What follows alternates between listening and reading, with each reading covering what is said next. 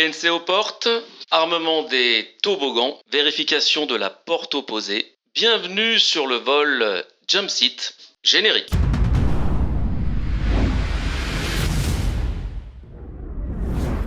Bienvenue effectivement sur Jump Seat. Alors je le disais tout à l'heure, armement des toboggans, bah oui, une fois n'est pas coutume, aujourd'hui dans l'émission nous allons parler d'un métier qui est pas si bien connu finalement.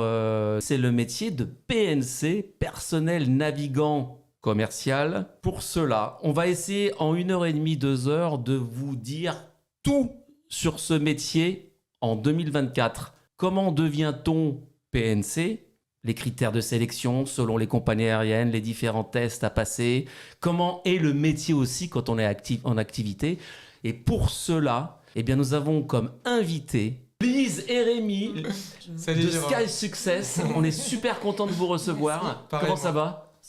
Super bien. Merci de nous accueillir, ça fait plaisir. On est ravis. Alors, Lise et Rémi, ils ont cofondé Sky Success il y a pas très longtemps. Vous êtes lyonnais, hein ? Voilà, on est de Villeurbanne. Villeurbanne, exactement. Donc on est voisins. On est voisins, exactement. Sky Success, en quelques mots, c'est quoi ? C'est pas une école de formation PNC. Vous faites carrément du coach, vous, pour devenir PNC, c'est ça ? Coaching. Voilà. Coaching. En 2 mots, nous on accompagne les gens qui veulent devenir PNC à décrocher un poste de PNC dans une compagnie aérienne. Donc après, il y a plusieurs étapes. L'anglais en est une grosse, et après l'intégration en compagnie. Alors, je veux devenir PNC, je frappe à votre porte, Et on vous t'emmène m'accompagnez jusqu'à que je jusqu'au bout. suis... En fait, on a commencé à travailler ensemble parce qu'on s'est rendu compte que énormément de futurs PNC avaient le même problème, c'est qu'ils n'arrivaient pas à décrocher le job de leur rêve, le plus souvent pour la même raison, c'était à cause du niveau d'anglais. Et donc on s'est rendu compte du même constat avec Lise, on a commencé à travailler ensemble et à accompagner les futurs PNC pour les aider à trouver un poste. Parce qu'à chaque fois, ils n'arrivaient pas à cause de la même raison, c'était à cause du niveau d'anglais. Et puis après, parce que ça demande un accompagnement, de personnaliser les candidatures. Et nous, ce qu'on propose, donc, c'est un coaching bilingue en français et en anglais jusqu'à l'obtention du poste Voilà. de leur rêve. Ça veut dire que l'anglais est vraiment très important pour faire ce métier ? C'est essentiel. Primordial. Parce que les pilotes, il y a des exigences, Bien sûr. évidemment, Voilà. pour parler anglais. Chez les PNC, c'est pareil. Et ces exigences-là ont complètement augmenté. C'est-à-dire qu'il y a 1 an, dans le groupe Air France, c'était le B1. L'échelle européenne des langues, c'est A1, A2, B1, B2, C1, C2. B2, c'est être fluente en anglais, c'est-à-dire pouvoir parler sans bloquer sur les mots, etc. Comprendre tout ce qu'on dit, vie perso, vie pro. C'est ça, le niveau B2. Normalement, c'est le niveau qu'on devrait avoir quand on sort du bac. Voilà, un niveau En France, intermédiaire c'est plutôt supérieur. compliqué. Yes. Voilà. Yes, my lord. Et Rémi, donc toi, Rémi, tu es Alors moi, PNC je suis... depuis une quinzaine d'années, c'est voilà, ça ? exactement, depuis 2010. Tu vas avoir des choses à nous raconter. Voilà, donc je suis PNC, je suis instructeur PNC dans une compagnie aérienne britannique basée en France. Donc j'ai commencé cabin crew, ensuite cabin manager, ensuite line trainer. Donc mon métier dans les avions, c'est de former les chefs de cabine, de les évaluer un petit peu partout en Europe, et puis aussi de promouvoir les nouvelles procédures auprès des équipages, faire des audits de sécurité, sûreté, audits commerciaux. Voilà ce que je fais au quotidien, en plus d'être chef de cabine dans les avions. Donc tu as débuté il y a une quinzaine d'années, 14 ans. 2010, Steward. Exactement. On peut dire que c'est pas péjoratif, c'est le bas de l'échelle dans la progression de carrière. Voilà, en on PNC, commence steward hôtesse junior et puis après on évolue dans la compagnie. Donc voilà, la rémunération peut évoluer en fonction de l'ancienneté aussi dans les compagnies aériennes. On commence steward hôtesse junior et puis après il y a des opportunités pour passer chef de cabine. D'abord en saisonnier, ensuite chef de cabine à l'année. Recruteur. Instructeur, recruteur. Ou même dans les cadre syndicats. aussi. Dans les syndicats, On il y en a peut, qui en ont un peu marre de voler finalement, qui passent plus dans les bureaux, qui sont dans les syndicats. Et ou puis qui défendent les intérêts des Voilà, c'est ça. des En PNC. fait, la carrière de PNC est très large, on pourra revenir dessus. Bien sûr. Mais il y a le poste de PNC et après, voilà, il y a tout un panel de postes qui Jusqu'à peut être instructeur. Alors, Voilà. on en reparlera. Mais question toute simple, pourquoi t'as voulu faire ce métier, toi ? T'es encore tout jeune, hein, il y a 15 ans. On peut savoir quel âge t'avais quand t'as commencé Alors à vouloir... j'avais 24 ans. Et tu faisais quelque chose avant déjà ? Donc C'est- avant ça, donc moi j'ai fait des études de langue. Ouais. J'ai habité au Royaume-Uni et puis j'ai aussi. So you speak English. Yes, I do. Avec l'accent en plus. Voilà. l'accent british. British, I know.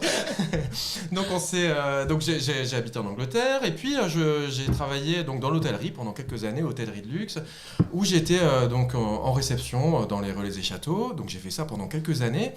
Et puis donc moi je parlais plusieurs langues à l'époque. J'étais vraiment passionné par la relation client. Et puis je me suis dit mais il me manquait quelque chose. J'avais une petite routine, etc. Et je me suis dit mais qu'est-ce qui me plairait?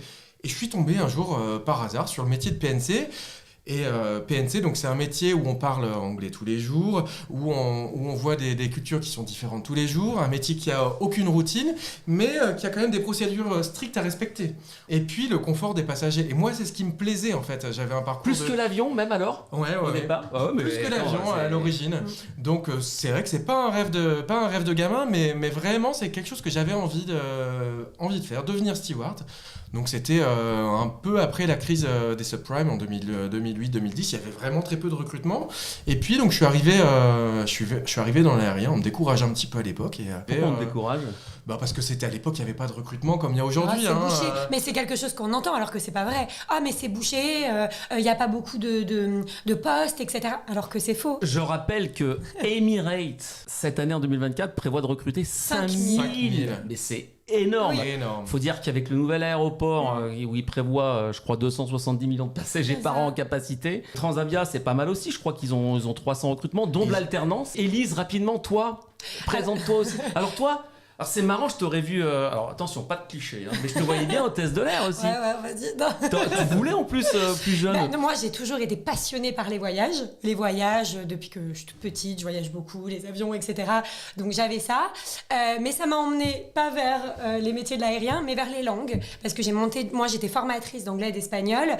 J'ai monté mon organisme de formation en langue. Et il y a 3 ans, ça prenait une ampleur. J'avais de plus en plus d'élèves, etc. Et j'ai commencé à recruter des profs d'anglais. Donc j'ai recruté une super team de profs d'anglais et du coup, mais un truc tout bête, je suis allée sur le Bon Coin pour chercher des profs d'anglais et je suis tombée sur qui? Rémi. Voilà. Et là, on s'appelle. Une idée a germé. En fait, il m'appelle et en plus, mais des fois la vie est bien faite, on est voisins. On était voisins, on habite vraiment mais à côté, mais sans le vouloir. Je vais boire le café chez lui et là, tout a commencé il y a 3 ans comme ça, où on a commencé à s'associer, c'est-à-dire que lui avait l'expertise de l'aérien, moi l'expertise de l'anglais avec un groupe de profs qui étaient géniaux, avec qui je commençais à travailler. Avec moi, j'avais les compétences administratives puisque moi mes formations étaient éligibles au CPF et on a commencé à s'associer comme ça, on a vu la niche des PNC, c'est-à-dire il y avait énormément de gens qui n'avaient pas les bonnes infos, qui avaient besoin du B2 pour pouvoir être PNC, etc. C'était un métier que énormément de personnes veulent faire, mais la grande majorité, qui est mal connu, et puis souvent ouais. les personnes qui veulent faire ce métier n'ont juste pas les bonnes informations. En fait, c'est l'anglais, c'est juste la base pour être PNC aujourd'hui. En fait, les gens, mais même encore maintenant, alors Rémi, via nos réseaux, on publie énormément d'informations, mais les gens ont l'impression que pour être PNC, il faut le CCA. Une fois qu'ils ont le CCA, ils vont pouvoir postuler et être pris dans toutes les compagnies. C'est faux. Si vous n'avez pas le niveau B2 en anglais, vous serez pris nulle part. C'est ça ou pas? Pour avoir plus de chances d'intégrer une compagnie, il vaut mieux passer le CCA, donc c'est le Cabin Crew Attestation, ou obtenir le Lingua Skill dont on parlait tout à l'heure, et directement postuler en alternance, s'il vous plaît. Donc l'alternance, c'est aujourd'hui des contrats que font énormément les compagnies pour commencer dans l'aérien. Elles le font en général avec ou sans CCA. En revanche, l'anglais, que ce soit un poste alternance ou un poste en CDD, ça sera toujours un niveau B2 au minimum. Pour les compagnies françaises, par contre pour les compagnies étrangères, non seulement donc il ne faudra pas le certificat, mais les recrutements vont être entièrement en anglais. Donc un certificat B2, j'ai envie de dire, c'est bien. Pour maximiser ses chances de trouver un poste, il faut être capable aussi de réussir un recrutement en anglais dans les compagnies internationales qui sont basées en France et qui ne demandent pas forcément le CCA. Donc j'ai envie de dire, la base, avant toute chose, avant de faire son CCA, c'est l'anglais. Une fois qu'ils atteignent le niveau B2, ils vont pouvoir entrer en compagnie. Pendant l'alternance. Et même pas en CCA, parce que les compagnies internationales, tu parlais d'Emirates. Emirates, t'arrives, t'as 1 mois, c'est ça Rémi? 6 semaines, 2 mois. Oui, le CCA, c'est une formation. C'est un certificat européen. C'est européen, donc des compagnies du Golfe, par exemple. Ne demandent pas ce certificat. Il y a des équivalences, alors. Alors voilà, donc si tu veux travailler en compagnie du Golfe, tu n'as pas besoin du CCA, mais la formation va être complètement en interne. Et t'es payé pendant cette formation-là. Ouais. EasyJet, une compagnie où les élèves, il y a beaucoup d'élèves qui veulent rentrer dans cette compagnie. EasyJet, la formation est en interne. Voilà. C'est-à-dire que avec ou sans CCA, c'est ouvert. Tu arrives, t'es sélectionné, tu vas chez eux, tu as 6 semaines. Alors c'est 4 semaines. 4 semaines de formation qui vaut pour CCA, tu es payé et après tu commences, si tu valides ton OCC. OCC Operation Conversion Course. Voilà, Très donc bien. c'est la On va formation. parler de la sécurité aussi. Ouais. Hein. Alors, vous avez bien compris, hein, si vous voulez faire ce métier, English first. Voilà. Ok, le reste, ça viendra Et les après. expériences pro. Bien sûr, quand Bien on a des sûr. gens qui nous appellent, qui ont dit j'ai fait 2 semaines de babysitting dans ma vie, bon, Non. là on va leur dire va bosser à McDo, dans l'hôtellerie, dans la restauration. Voilà. Enfin, les expériences professionnelles dans la relation client sont très importantes aussi sur un CV. Voilà. Pour être PNC. Un niveau bac, le diplôme, bon, certaines compagnies demandent le diplôme du bac, mais c'est pas forcément obligatoire. Hein. On a une étudiante qui a réussi 3 recrutements avec un niveau BEP, elle a réussi les recrutements de 3 compagnies. Mais alors, Et elle a- heureusement, j'ai envie de dire quand même. Hein. en fait, les expériences professionnelles, c'est vraiment, oui, bien c'est sûr. vraiment le plus important aujourd'hui. Et heureusement, les compagnies considèrent ça comme Ouais. vraiment, vraiment essentiel. Donc des expériences en relation client, avoir travaillé en équipe, travailler avec des clients. Parce que en fait, quand on est dans un avion, qu'on voit 600, 800 passagers dans la journée, il faut être capable de rester courtois, souriant, de gérer des plaintes, savoir fidéliser une clientèle. C'est quelque chose qu'on va demander au PNC. Mais d'ailleurs, une des expériences que des fois les gens veulent même pas le dire ou le mettre sur leur CV, c'est travailler à McDo. Je leur dis, mais c'est super travailler à McDo parce que c'est le travail d'équipe, c'est le travailler, tu sais, avec la pression, c'est l'hygiène, respecter les normes d'hygiène, les normes de sécurité. C'est une bonne école, tu veux dire. C'est Alors, une- dans ah, un mais- fast-food. On a une de nos étudiantes, elle a travaillé pendant plusieurs années chez McDo et là, elle va intégrer Emirates à Dubaï. À Voilà. Dubaï. Super entrée en matière, on a bien compris vraiment l'importance de la langue de l'anglais. M. Chauve-souris nous dit qui élise sa carrière. Alors tu nous as dit que tu avais monté un atelier Moi j'ai monté ateliers d'anglais. Voilà, j'ai monté un T'as toujours fait organisme ça de formation. Alors non, j'ai beaucoup voyagé, On est très j'ai fait curieux plein sur de Jumpseat. choses. Non, j'ai fait plein de choses. J'ai un master de lettres modernes, j'ai fait mon master en Angleterre, j'ai un master de management. Je suis partie 6 mois en Asie, à Madrid, en Brésil. Enfin, voilà, c'est pour ça l'aérien.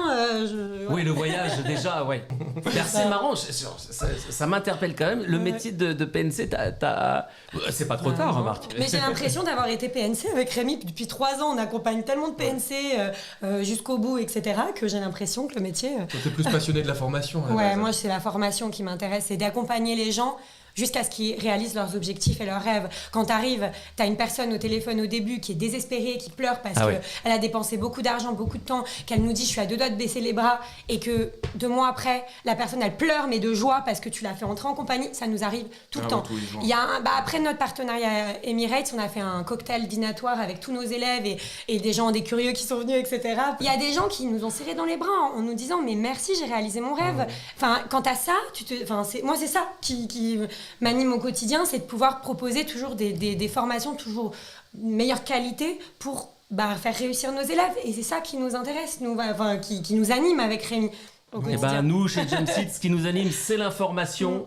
Et j'espère qu'à la fin de cette émission, on saura vraiment énormément de choses sur le métier. Et comment y accéder? On a quelques questions, justement, je fais une petite pause chat. Alors, Jenna nous dit merci pour votre réponse. Est-ce que vous certifiez qu'une personne qui passe par Sky Success ressort avec un niveau B2 et en combien de temps? Allez, un petit peu de pub là. Si Jenna, elle s'appelle. Jenna, tu fais ce qu'on dit. You speak English Voilà, first. t'auras ton B2. C'est comme un programme de sport. Si on te dit, ton but c'est de perdre 10 kilos, on va dire voilà, t'as un programme de sport et t'as un programme alimentaire.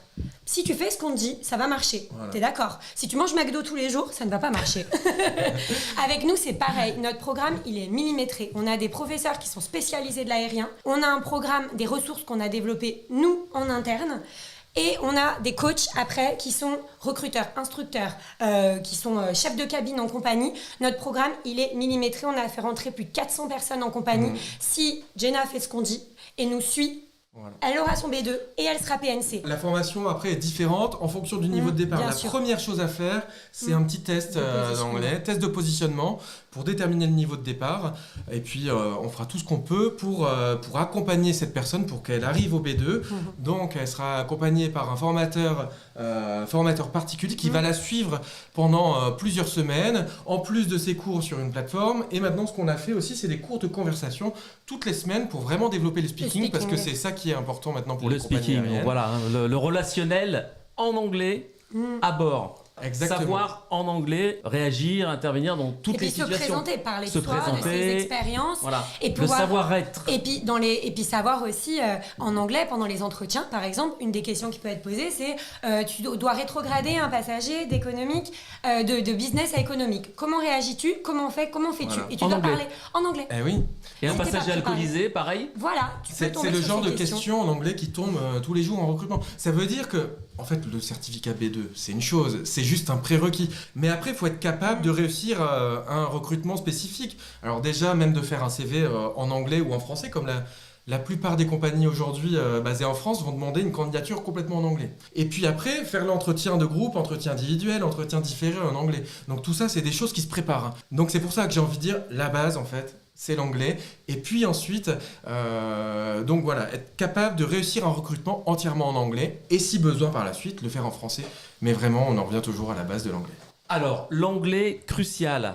On avancera dans l'émission après pour voir comment ça se passe, le recrutement, les examens, les tests, et puis après à bord aussi, la vie à bord. Ça va nous intéresser d'avoir, que tu nous racontes aussi une partie de tes 15 ans en cabine, en instruction aussi, etc. On va reprendre des questions très vite, il y a pas mal de questions qui arrivent.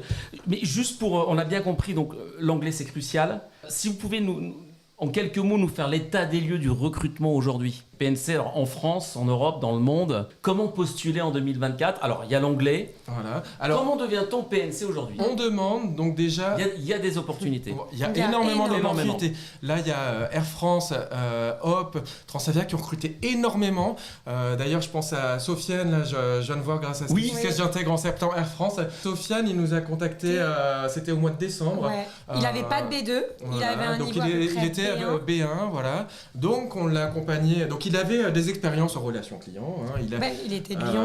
Voilà, il est de Lyon. Il a travaillé donc en tant que responsable de boutique, je crois. Donc on l'a aidé à avoir son certificat B2. Et puis ensuite, il y a Air France qui a lancé des recrutements alternance. En CQP. Donc avec et sans CCA. Donc CQP.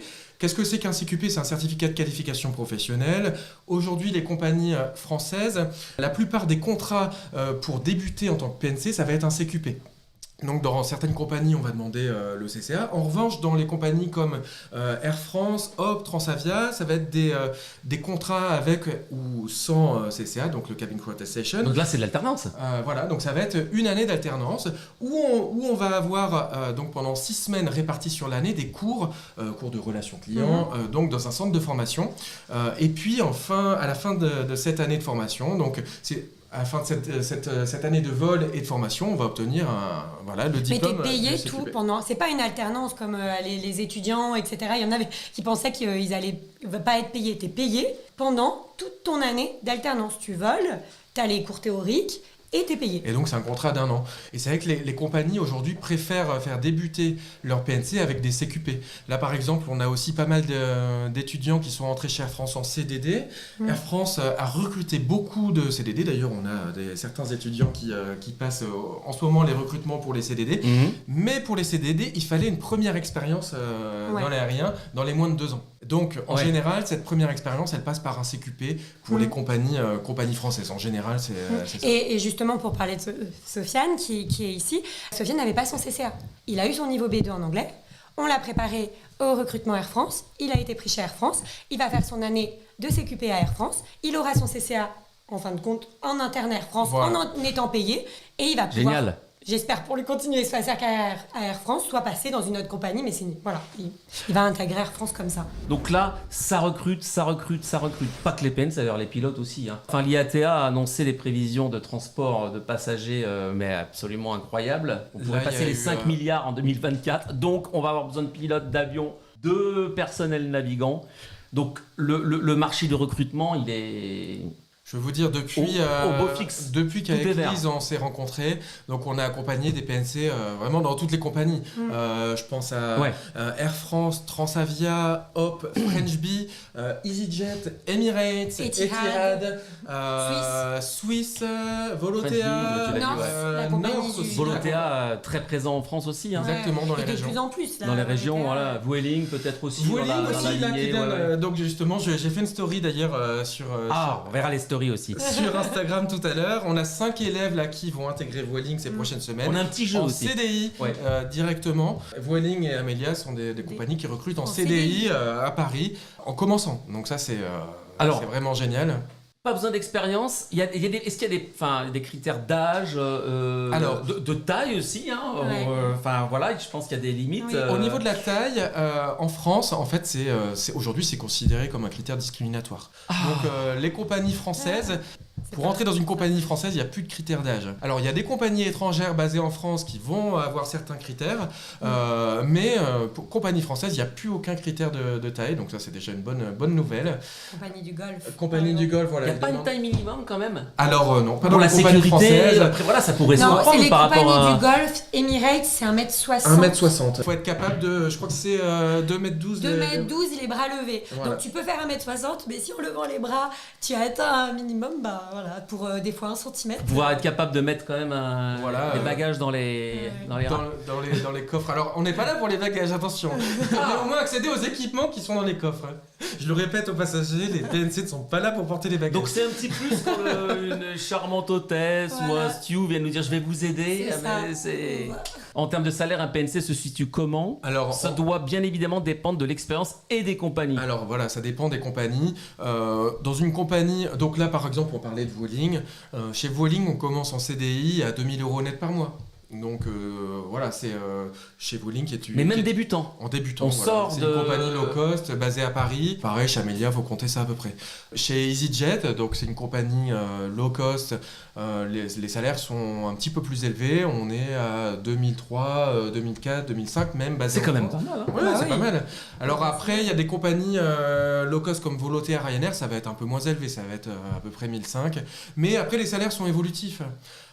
C'est des compagnies où on peut avoir facilement une promotion de chef de cabine, donc les contrats évoluent, les conditions évoluent avec le temps. Comme on le disait tout à l'heure, chef de cabine, instructeur, recruteur, voilà, donc c'est des salaires qui évoluent avec l'expérience.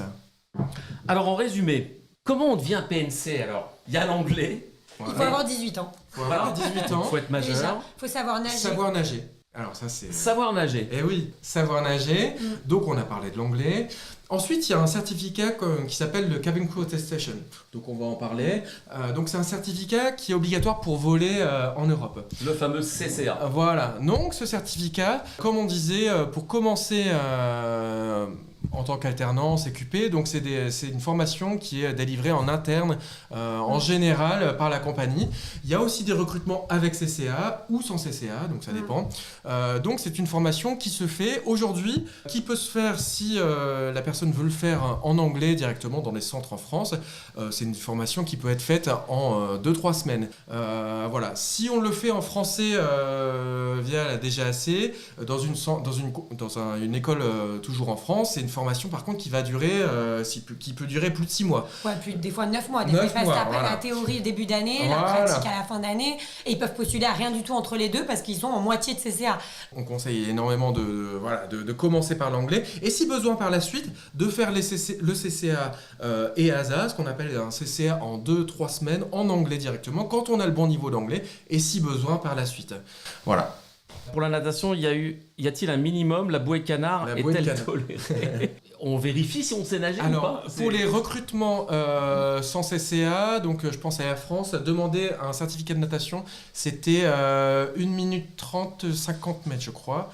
Voilà, c'était le certificat qui était demandé. Mais ça se fait encore aujourd'hui ça? Alors voilà, pour les recrutements sans CCA, oui. Pour l'alternance quoi. Pour l'alternance sans CCA. Après, le CCA, il y a une épreuve de natation. Il y a une épreuve de natation au CCA. Mais pour les personnes qui postulent, qui n'ont pas le CCA, voilà, par contre il faut qu'elles sachent nager, puisque après il faut être capable d'enfiler un gilet dans l'eau pendant l'épreuve du CCA, être capable de tracter quelqu'un sur 50 mètres, etc., etc. Mais voilà, le certificat qui est demandé pour l'alternance sans CCA, ça va être juste de savoir nager, faire 1 minute 30 en nage libre en 50 mètres. Hello D nous demande, alors question intéressante et à la fois difficile, quel est le candidat idéal lors d'un entretien d'embauche? Un candidat. Alors savoir nager. Voilà. Parler anglais. Qui a des bonnes expériences client, après c'est aussi une histoire de prestance, de bonnes énergies. Moi je dis toujours aux élèves, plus vous serez confiant, parce que vous parlez bien anglais, parce que vous avez confiance en vous, de vos expériences pro, plus vous allez dégager des bonnes énergies qui vont faire que les recruteurs vont dire mais oui, on veut cette personne-là dans l'avion. La motivation, super important. Oui. Quelqu'un qui sourit, qui a l'air sympa en fait, tout simplement aussi, c'est dégager, avoir des bonnes réactions, être calme. Juste pour la petite anecdote, nous quand on a fait passer les entretiens à Emirates, la recruteur nous a dit que des fois, en cours de process, ils éliminaient donc des candidats qui se mettaient à s'énerver, à pleurer, et elle se disait « j'ai bien fait de pas prendre cette personne ». C'est le calme aussi. Exactement, à bord il peut arriver n'importe quoi. Voilà. Des passagers indisciplinés, indisciplinés, on en parlera non, mais des urgences, comme là on est des alertes à la bombe, des n'importe quoi. Ah oui, tu as des choses à nous raconter. Mais justement, comme on en est encore là à l'étape état des lieux, recrutement, comment accéder au métier, tu parlais de garder son calme. Alors, l'anglais, savoir nager, mais c'est quand même aussi, alors tout ce que tu viens de dire, ça peut s'appliquer aussi à d'autres métiers, notamment dans l'hôtellerie où il y a du service, du contact client, il y a l'image. Donc il faut avoir même la coiffure, le maquillage, la tenue. Non mais il faut pas avoir une tache, faut pas avoir la barbe qui soit bien sûr. C'est un métier d'image et de représentation. Mais c'est aussi un métier où on est dans un environnement en 3 dimensions, on est dans un avion, donc il y a aussi un aspect aussi, faut pas avoir peur de c'est tout con de dire ça, mais faut pas avoir peur de voler. Faut pas avoir peur, faut être... Parce qu'il y a peut-être des personnes qui veulent devenir PNC puis qui vont se rendre compte qu'en avion ils se sentent pas bien, le métier fait rêver, les voyages, les hôtels. Et puis il y a des procédures aussi très strictes. Voilà, c'est un métier qui est très cadré. Dans la formation, l'aviation c'est très strict, des procédures à respecter. Et justement pour le recrutement, il y a les tests psychotechniques. Alors compagnie française, il y a des tests psychotechniques. Donc ça peut être des Masters Raven, etc. Bon alors ça dépend d'une compagnie à une autre. Les recrutements en fait sont très variés d'une compagnie à une autre. Donc il faut quand même être bien au courant de ce qui se passe pour chaque recrutement, puisque ça va être très très varié. On peut avoir des mises en situation. Certaines compagnies vont faire des recrutements avec des entretiens de groupe. Donc vous allez être 5, 6, 7, 10 personnes autour d'une table, devoir échanger sur un sujet en anglais qu'on ne connaît pas, avec des personnes qu'on ne connaît pas. C'est un peu ce qui se passe dans un briefing quand on arrive pour travailler avec un équipage qu'on ne connaît pas. Voilà, c'est ce qu'on veut voir en entretien de groupe. Comment on va se tenir, être bien droit, être capable de parler de manière claire, avec un langage corporel ouvert. Pas être trop stressé. Voilà. Les candidats qui arrivent, qui stressent, qui perdent leurs moyens... Ça c'est pas très bon. Et c'est pour ça que moi, ce que je dis à tous nos élèves, ceux qui disent mais est-ce que je peux réussir à rentrer en compagnie, en fait si les élèves travaillent correctement, préparent toutes les questions, savent comment se présenter, se vendre aux compagnies, elles vont savoir. En fait, si tu arrives en entretien en sachant les questions qui peuvent être posées, et nous on les prépare à ça, nos élèves, tu vas arriver serein. Et tu vas arriver en te disant, de toute façon, j'ai aucun regret, j'ai tout préparé, je sais comment répondre, et j'arrive, je vais dégager des bonnes énergies. Et souvent ça marche, et c'est pour ça qu'on fait entrer autant de personnes en compagnie, parce qu'on les prépare comme ça. Et puis si ça ne fonctionne pas, il faut ne pas abandonner en fait. C'est pas la fin du monde. Voilà. Parce que si on se met trop la pression pour un recrutement, en fait il faut être capable de tenir aussi. Après. C'est pas parce que tu loupes le premier entretien que le deuxième va être loupé. Et l'élève dont on parlait, une élève qu'on a fait rentrer à Emirates, Marion, elle, il y a 3 mois, elle avait loupé son entretien Emirates, elle n'a pas lâché, on l'a préparée, elle est revenue pour faire la journée de recrutement avec nous, et là elle a eu son Golden Call et elle part à Dubaï la fin du mois de juin. Bravo Marion. On voit vraiment les besoins en recrutement là. Oui. Mais alors, est-ce qu'il y a des épreuves éliminatoires? Alors vous êtes plus dans le coaching, l'anglais, la préparation. Bon, toi, Rémi, quand tu as préparé, tu t'es formé au métier, tu es rentré en compagnie. Donc, est-ce qu'il y a des tests ou des épreuves éliminatoires, évidemment. Notamment sur la sécurité c'est des épreuves éliminatoires. Le Cabin Crew Test Session, vous avez une épreuve de sécurité, vous avez épreuve théorique, pratique. Ça, c'est des épreuves qui sont éliminatoires. Et puis, il y a aussi des examens de sûreté, de CRM, donc Crew Resource Management. Crew Resource Management. Voilà, comment vous allez travailler en équipage. Vous avez des examens qui sont éliminatoires. Donc tout ça, c'est des formations qui sont délivrées pendant la formation du CCA, qui peuvent être fait avant ou après le recrutement. En fait, ça dépend, comme on disait tout à l'heure. Donc, vous avez des examens qui sont éliminatoires. Et puis après, quand on est en compagnie aussi, vous avez un vol de lâcher avec un instructeur. Ah, Voilà, donc l'instructeur va poser des questions en général ça c'est au nouveau intéressant. Il y a un PNC. vol de lâcher, donc un jeune diplômé CCA. Une fois qu'il a son stage, avec Voilà. les examens De la compagnie. Voilà, de la compagnie, parce qu'en fait, qu'il ait ou non son CCA, il aura une nouvelle fois donc un stage en intégration en compagnie. Ça dure combien de temps un stage OCC? d'intégration en compagnie? Alors ça dépend peut de- durer 3, 4, 6 semaines, ça va dépendre, même 2 mois parfois. Emirates, c'est 2 mois. EasyJet, tu disais, c'est EasyJet, 4. c'est 3 semaines, ça va passer à 4 semaines.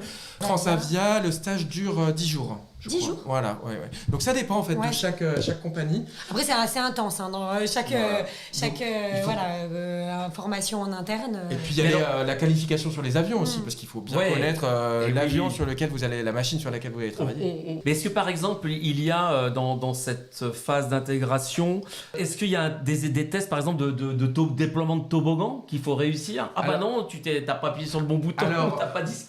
Ce qu'on fait en formation donc pendant les OCC, donc c'est La fumée en cabine. Voilà, exactement. C'est- Donc ça, il y a cette épreuve de feu fumé qui est obligatoire. Et puis être capable aussi de gérer une évacuation. Donc chaque porte va s'ouvrir différemment. On va devoir donner des phrases très strictes. En anglais. En anglais, si la compagnie a des procédures anglaises, même si on est basé en France. Donc c'est être capable d'ouvrir la porte en cas d'urgence, faire déclencher le toboggan, et puis gérer l'évacuation de tous les passagers dans l'avion. Et Donc- ça c'est avant le CC, c'est pour avoir le CCA. Hein, Alors qu'on passe ces épreuves. ça c'est dans l'OCC en fait. Ça va Ah oui être- d'accord. Ça va être une fois l'intégration. Une fois l'intégration, en compagnie. on refait on fait tout Voilà, ça. exactement. Vous allez refaire des procédures de secourisme. Sur de des sécurité. simus, des cabines, des mock-ups, hein, des maquettes. Voilà, tout à fait. Voilà. Donc il va falloir gérer. On va faire des simulations de dépressurisation, des atterrissages d'urgence, évacuation, etc. Tout ça, c'est des choses qu'on fait quand on arrive en compagnie en fait, dans les simulateurs. Ça doit être sympa à faire. Ouais, c'est Est-ce très- que tu parlais de savoir nager, est-ce qu'on vous remet dans une piscine où Alors ça, on le fait au- chronomètre si vous savez rester en apnée Alors, je sais pas, il y a pas d'apnée, donc il faut être capable d'enfiler un gilet dans l'eau, être capable Ouais. de tracter une Tracter. personne. Donc ça, c'est une formation qui est obligatoire. Voilà. C'est pour ça que les compagnies demandent de savoir nager obligatoirement. Et puis après, on a donc des formations, une formation de secourisme aussi. Donc c'est quelque chose qu'on apprend durant le CCA ou durant l'entrée en compagnie. Donc les massages cardiaques, comment gérer un étouffement, toutes les différentes savoir maladies. réanimer, voilà. Voilà, quelqu'un. tout Et ça, ça, c'est- c'est renouvelé tous les ans. tous on va les faire ans, un- ils refont une formation. Comme les pilotes doivent faire du simu. Voilà. Donc, quand on voilà, est PNC, c'est tous les ans. On va faire tous le les ans, maintien de vous avez. compétences. Ça dure combien de temps ça? Alors, ça dure 3-4 jours. Bon, C'est ça un va stage, dépendre. en ça fait. dépend des compagnies, Voilà, encore ça une va fois. dépendre. Des Donc, avions aussi, j'imagine. Voilà, mais alors maintenant, c'est une formation qui est beaucoup en visio. Et puis après, vous avez la formation en présentiel pendant 1 à 2 journées. Où vous allez repasser, refaire les massages cardiaques, les étouffements, ouverture de la porte, l'épreuve du feu à refaire tous les 3 ans, etc., pour rester à jour en fait. Et puis maintien des compétences obligatoires. Et puis les procédures changent tout le temps en fait. Voilà, les procédures vont évoluer en fonction Mais des avions ou des avions et puis réglementation aussi, en fonction des j'imagine. réglementations Ouais, qui ouais. vont évoluer. La procédure va adapter ses procédures pour les PNC. Et il y a des différences entre une low cost et une compagnie nationale dans le recrutement. Au niveau du Parce que la du sécurité est la recrutement, même. hein. alors la sécurité elle est la même. En fait une compagnie L'armement des toboggans. pour être basée en Europe, une compagnie ne peut pas transiger sur la sécurité, c'est impossible en fait. Donc qu'elle soit low cost, court courrier, moyen courrier. Après, le process de recrutement des compagnies diffère d'une compagnie à une autre. Voilà. Et c'est pour ça que, en fait, si quelqu'un est pris dans une compagnie, par exemple, tu vas être recruté chez Air France, ça ne veut pas dire que tu pourras être pris à Emirates ou à Amelia, parce que chaque compagnie a un process de recrutement qui lui est propre. Voilà. Et il y a des recrutements qui vont être en français, un peu en français, en anglais. Dans beaucoup de compagnies, c'est 100% anglais. 100% anglais, French Bee, oui. c'est une compagnie qui est française, Français. Air Caraïbes, mais les recrutements sont full en anglais. Transavia, il y a un peu d'anglais, c'est en français. On va avoir des compagnies où il y a des tests psychotechniques, des entretiens différés. Voilà. D'autres compagnies compagnies qui vont avoir, où ça va être un assessment days avec des entretiens collectifs et des final interviews en individuel. Et les questions vont varier de compagnie à une autre. Voilà. Donc c'est vraiment ça, c'est qu'au final, à bord, la sécurité, il y a plein de points communs, mais le process de recrutement n'est vraiment pas la même. Quand on me dit aussi, ah mais c'est bon, moi j'ai des copains qui bossent à Transavia, je vais pouvoir rentrer chez Air France. Rien à voir. Est-ce qu'ils connaissent le process de recrutement Air France ou est-ce qu'ils connaissent Emirates? Là, par exemple, pour intégrer Air France, le process de recrutement, pour certains candidats, c'était donc test psychotechnique. Et ensuite, il y avait des entretiens différés. Donc, être capable de répondre à des questions tout seul, devant son ordinateur, pendant 1 minute 30. Voilà, donc ça, c'est des choses, en fait... ça se prépare à l'avance. Après des entretiens de groupe, voilà, pareil, comme je vous disais tout à l'heure, être autour d'une table avec 10 autres personnes, parler ensemble sur un sujet, tout en anglais. Voilà, je pense à nos élèves qui ont passé le recrutement Vueling il y a quelques jours. Ouais. Voilà, c'est quelque chose qu'il faut être capable de faire. Parce qu'il ne faut pas trop parler, mais pas non plus pas assez. Enfin, il faut un juste milieu, il faut se comporter. Tout est scruté. Ouais. Parce qu'il y a ce qui va être dit, et puis on va être scruté aussi comment chaque personne va réagir pendant l'entretien. J'ai l'impression, en vous écoutant, et on va résumer là, cette première partie d'émission sur le recrutement, sur le marché, que la personnalité joue beaucoup quand même. Oui. Hein. Et même le non-verbal aussi. En fait, la communication non-verbale, c'est même encore plus important que la communication verbale. Comment vous allez... Le sourire, en fait, rien que ça. Sourire tout le temps. Si vous parlez... Alors, je veux dire, le B2, c'est un prérequis. Si vous parlez parfaitement l'anglais, et vous faites la gueule. Voilà, ça ne marche pas. Ça ne marchera pas. Donc tout ça, pareil, vous avez beau connaître votre argumentaire parfaitement pour les recrutements. En fait, on a des candidats, et non, ils arrivent, leur stress est apparent, ils perdent leurs moyens, ils y en a qui font la tête en recrutement. Ouais, puis le stress sur les aspects sécurité aussi. C'est ça, M. Chauve-souris nous demandait est-ce que gérer l'étouffement d'un passager, c'est pénible. Tu l'as déjà fait, toi? Alors non, ça j'ai pas eu. Donc un malaise des malaises, ah bah oui, c'est quotidien. Dans l'avion, des personnes qui mangent pas le matin et puis qui font des malaises dans l'avion, c'est tous les jours, des malaises hypoglycémiques ou même... Vous avez des médicaments à bord, je crois aussi. Oui, on a un minimum. Exactement, et puis on a une formation pour savoir utiliser cette trousse de premier secours. Ouais, ça fait partie de la formation. De la formation, exactement. Ah ouais. Savoir prendre le pouls. Par exemple, une fois, j'ai eu un passager qui a eu une amnésie. Je me rappelle, un vol de 3 heures, on décolle, ding dong, voilà, le passager, l'ami, donc le collègue de ce passager. Vous êtes bien arrivé à New York. Me dit, mais en fait, je suis avec mon collègue, on a passé tout notre séjour à Marrakech, et là, il sait pas qui je suis, il sait même pas s'il a des enfants. Voilà, donc j'ai dû gérer cette situation pendant 2 heures. En anglais ? Alors non, là c'était un passager en français. Alors il n'y avait pas de médecin dans l'avion. Qu'est-ce qu'on fait ? Est-ce qu'on continue pendant 2 heures ou alors est-ce qu'on va dérouter l'avion ? Ce que j'ai demandé, là vous êtes en lien permanent aussi avec les pilotes, exactement, voilà, et communiquer parce qu'eux ils doivent être capables de dérouter si besoin. Voilà. Vous avez vu que là, comme on arrive tout doucement vers le métier, là, vers le vol, on y arrive. Donc en résumé, personnalité, sourire, gestion du stress, voilà, la maîtrise. Hein. Ah ouais, gestion des émotions et puis, rassuré pour le travail en équipe. En fait, voilà, on travaille. En fait, à bord, on est un équipage. On va pouvoir travailler ensemble. Il y a une bonne ambiance des fois. Hein. Et oui, il y a une bonne ambiance. Ça se sent en plus quand les personnes à bord s'entendent bien. Et puis les passagers aiment ça. Quand ils voient un équipage qui s'entend bien, et ben ça. En fait, ils vont se sentir en sécurité et puis ils vont avoir envie de revenir aussi avec la compagnie. Encore 2 questions là sur l'étape recrutement. La team Evan nous dit, alors parler un maximum de langues, même à bas niveau, est-ce un plus? Oui, alors l'anglais c'est important. Évidemment, l'espagnol sur les routes d'Amérique du Sud ou même l'Asie. C'est pas obligatoire, enfin je veux dire, ce qui va, c'est pas... Enfin, moi j'adore, je suis amatrice de langue, donc je veux pas dire aux gens ne parlez pas des langues, c'est trop bien de parler plein de langues et pouvoir à bord, etc. Non, ça fait pas tout sur un CV. La personne a beau parler langage des signes, le chinois, le japonais, le machin, c'est pas ça qui va être le plus... Non mais il faut être réaliste. Par contre, pas ça, c'est l'anglais et les expériences clients et après lors de l'entretien être bien préparé. Alors c'est sûr que c'est un plus si vous allez parler couramment espagnol ou couramment chinois, évidemment que c'est un plus. Bien sûr. Mais faut pas se focaliser là-dessus. Surtout, vous l'avez cette langue-là, vous la mettez sur votre CV, très bien. Mais n'allez pas vous dire je vais passer du temps à apprendre une autre langue parce que sur mon CV, là on en discutait dans la voiture avec Rémi pour venir, il me disait qu'une des écoles de CCA proposait le langage des signes. Alors qu'il y a des élèves qui vont suivre un Mais, atelier langage des signes alors qu'ils savent pas parler anglais. voilà. C'est hyper incohérent. Ouais, C'est donc d'abord l'anglais. Voilà. Parce C'est- que- Parce que Is that clear? vous avez Yes. énormément de compagnies internationales basées en France. Je pense à Ryanair, Volotea, EasyJet, Smartwings, même French Qui ont leur Bee, base. qui ont leur Ouais, base ouais, ouais. en France. Ouais, ouais. Et c'est même la majorité de ces compagnies Ouais. qui vont faire des recrutements en anglais. Donc en mm. fait, même si vous parlez espagnol, Mm. l'anglais ça reste la base. On nous a aussi posé la question sur des signes visibles comme, alors ça peut être piercing, tatouage. Ouais, Alors, j'ai vu la question. Les tatouages, alors maintenant c'est en train de changer dans les compagnies, c'est en train d'être un petit peu plus libre à ce niveau. Vous avez quelques compagnies qui autorisent les tatouages visibles pour leurs équipages.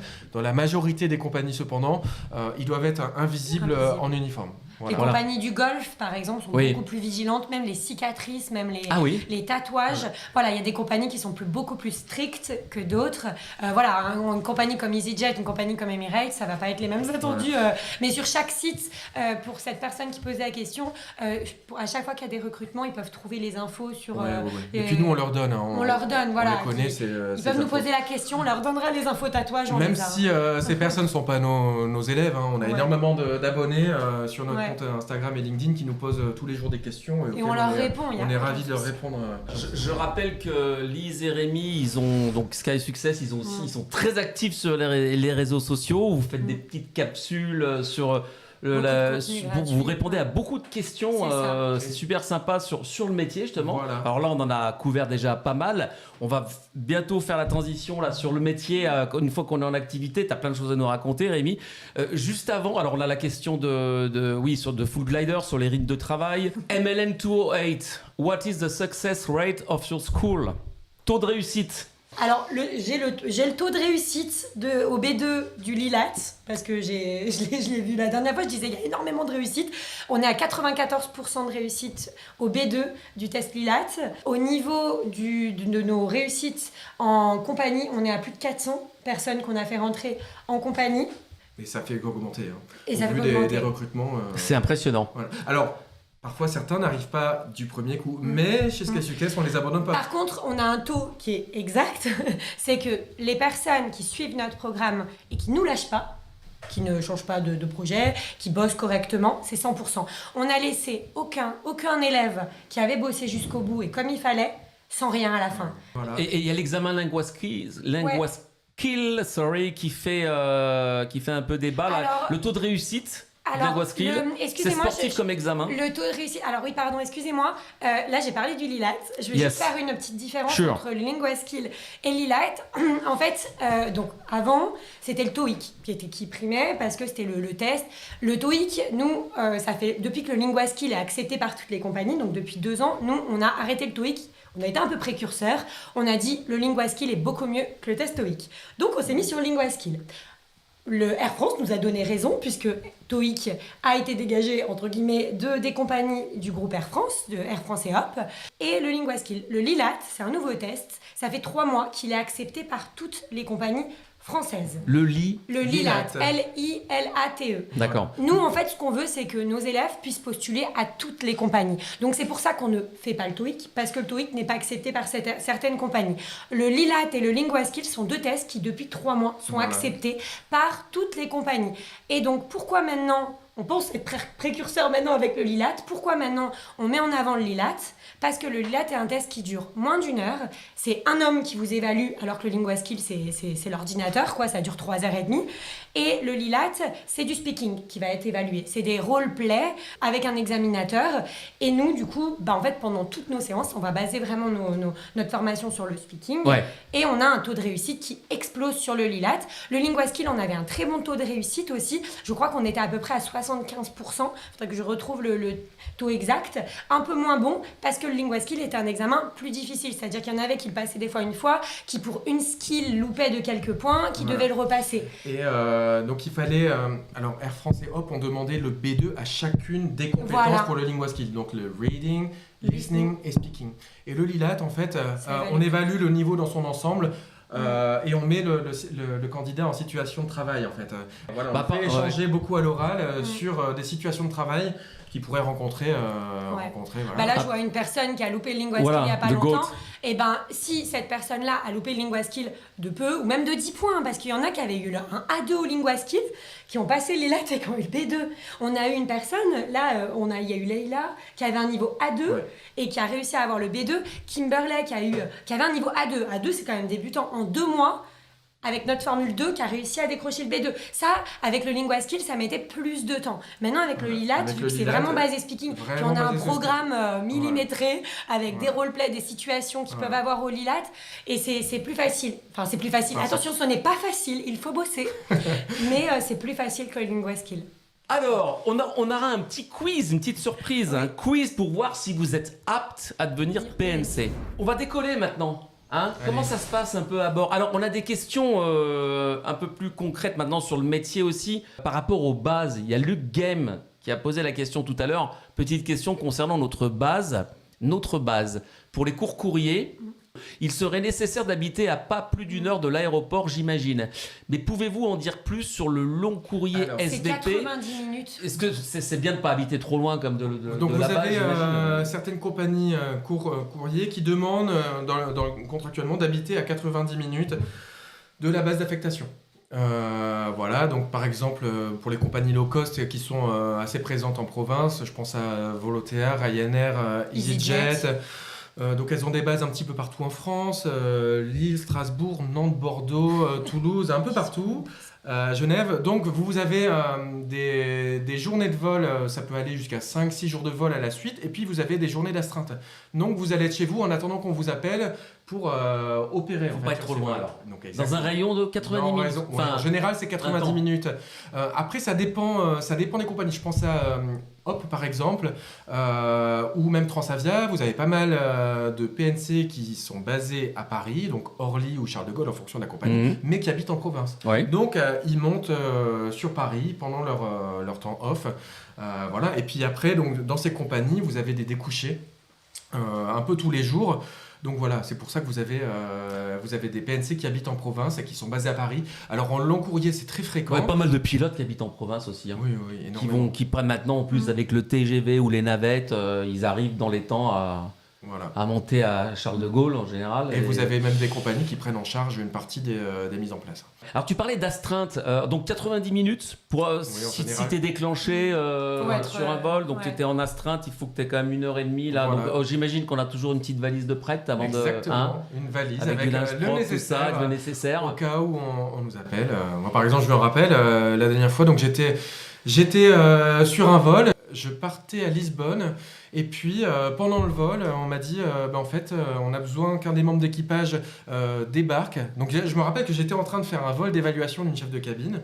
Et donc, on était une personne en plus que nécessaire sur ce vol. On a besoin qu'un de vous débarque, sinon on va annuler le vol qui fait Lisbonne. C'était Lisbonne-Madère. Donc j'ai choisi de débarquer. Qui demande ça alors donc les opérations, on demandait qu'une des personnes sur le vol débarque. Mais de l'équipage ou Voilà, de l'équipage. Comme on était Parce que des fois on demande des volontaires sur du surbooking aussi. Ah non, je parlais qu'un membre d'équipage débarque. D'accord.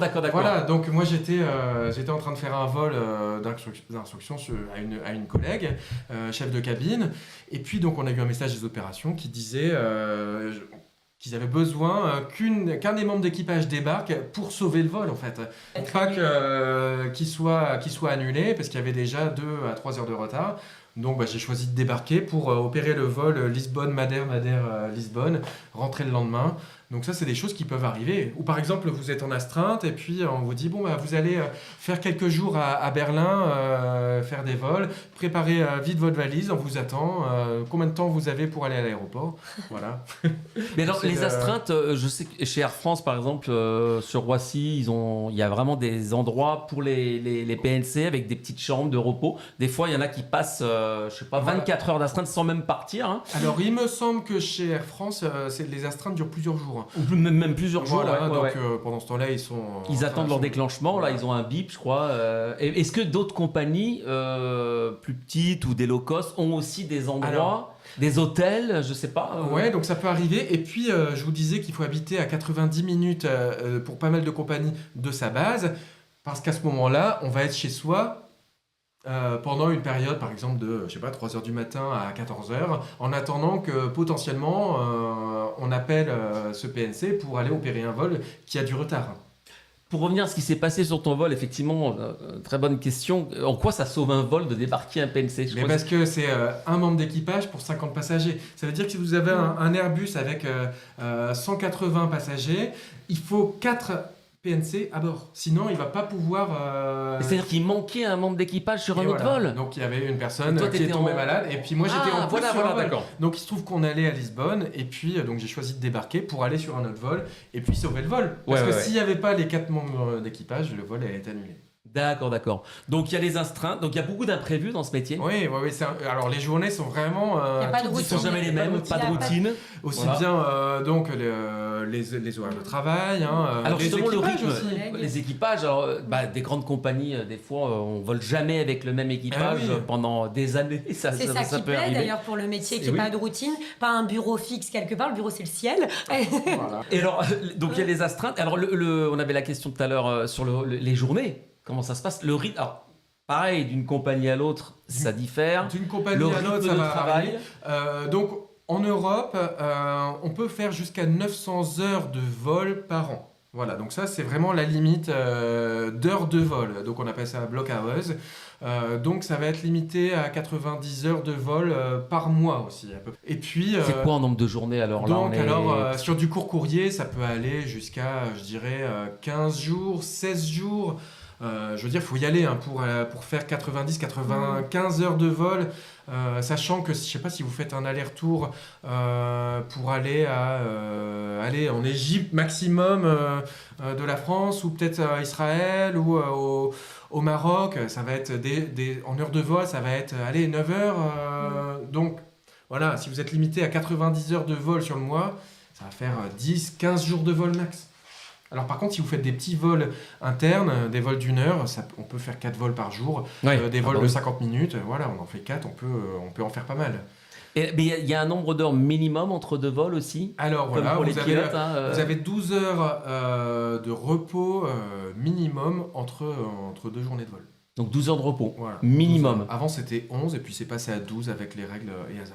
Encore une fois, ça dépend des compagnies. Ça va dépendre des compagnies, des accords aussi. Des accords, parce qu'on a aussi l'image du low cost où le rythme est vraiment, même pour les pilotes, le rythme est vraiment le rythme effréné. est un peu plus soutenu. On demande de faire des choses dans certaines compagnies qu'on ne fait pas sur d'autres, comme peut-être faire un peu le ménage Alors oui, dans les sur une compagnies, escale de 30 minutes à voilà. Lisbonne, par exemple. Donc alors, bon, c'est pas ménage. Ce qu'on appelle ménage dans ces compagnies, c'est que voilà, on va croiser les ceintures, enfiler des gants et regarder s'il n'y a rien qui traîne dans les pochettes et puis passer avec la poubelle. Dans ces compagnies, il y a, allez, il faut compter 5, 6, 7, 8 minutes entre le dernier passager qui sort et le premier qui remonte. Donc non, c'est pas vraiment du ménage. Par contre, oui, on débarrasse les déchets, on passe vite en cabine. Même d'ailleurs, souvent, les pilotes même aident les PNC pour embarquer plus tôt et pouvoir repartir, en fait. Mais bon, ça va pas être du ménage, en fait. C'est, oui, on débarrasse la cabine et puis on réembarque tout de suite, en fait, pour pouvoir repartir à l'heure. Donc ça Et va, ça arriver se en fait quand avance. même. Oui, ça va, ça se fait. Ça se fait. M. Chauve-souris nous demande, quand on parle d'heures de vol, est-ce que ça comprend aussi le temps passé au sol, par exemple dans le terminal? Quand je dis heure de vol, c'est les heures. Voilà, on ferme la porte, pushback jusqu'à l'heure d'arrivée. Donc voilà, ça va être l'heure de vol décomptée. Et donc on peut D'accord. aller jusqu'à 90 heures de vol comme ça. D'accord. Voilà, sur le mois. En fonction. Alors après, la compagnie va pas forcément vous mettre 90 heures de vol. Oui. En général, ça va être 60, 70, 75, ou peut-être moins. Voilà, parce que c'est 900 heures par an. Ça veut dire que vous pouvez pas faire 90 heures par mois. Parce que 90 fois 12, ça fait plus que 900. Donc, vous C'est êtes- le grand maximum, 900 heures. Voilà, c'est Est-ce maximum. qu'on les fait vraiment? Ça va dépendre ça dépend des compagnies. Ça dépend des compagnies. Voilà. Chez Ouais. Emirates, oui. Alors chez Emirates, voilà, c'est même un petit peu Il y a- plus. Emirates. il me semble.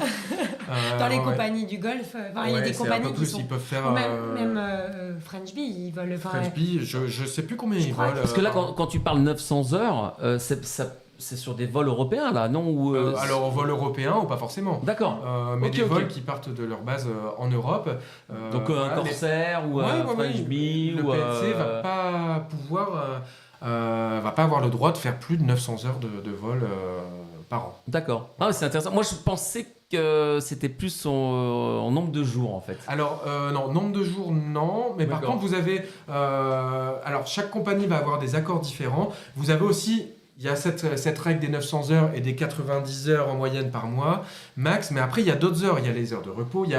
Voilà, les flat time limitations, c'est quand même quelque chose qui est assez conséquent. En fonction du nombre de vols, vous ne pouvez pas faire plus de autant d'heures dans la journée. Tout ça, ça va varier en fait. Ça va varier. C'est des formations qu'on va nous faire en arrivant dans la compagnie. On va être au courant de tout ça. Est-ce que c'est un métier globalement qui est difficile? Alors ça fait rêver, le c'est un métier voyage. qui est fatigant. Ouais. Quand vous faites... Faut pas le cacher quand même. Ah oui, non, c'est très fatigant. C'est un métier qui est fatigant, mais voilà. Ça dépend ce qu'on entend par le mot difficile. Parce que si on compare avec d'autres professions où il faut tout le 8h, 18h, qu'il y a une routine, ça va convenir à certains, ça va fatiguer d'autres et d'autres vont... Les métiers de bureau, un peu routiniers, etc. Pour certains, ça va être facile. Enfin, tu vois ce que je veux dire? C'est pour ça, bien sûr, que le métier de PNC, si on prend le rythme, etc., oui, ça peut être fatigant. Mais en fait, si on est content de se lever les matins pour faire son boulot, être dans un équipage, est-ce que c'est difficile? Non. Tu vois, c'est au niveau de la fatigue. Après, c'est pas... Après, voilà, il y a la fatigue. Quand on fait 4 rotations, tu disais tout à l'heure, 4 vols dans la journée, en général, on se lève à 4h du matin, Voilà, on fait le premier vol de 6h, ou même avant. On revient le soir. Ce sont des belles journées. Alors après, le long courrier, il y a quand même le jet lag. Ouais. Voilà. Donc ça, c'est une fatigue qui est différente.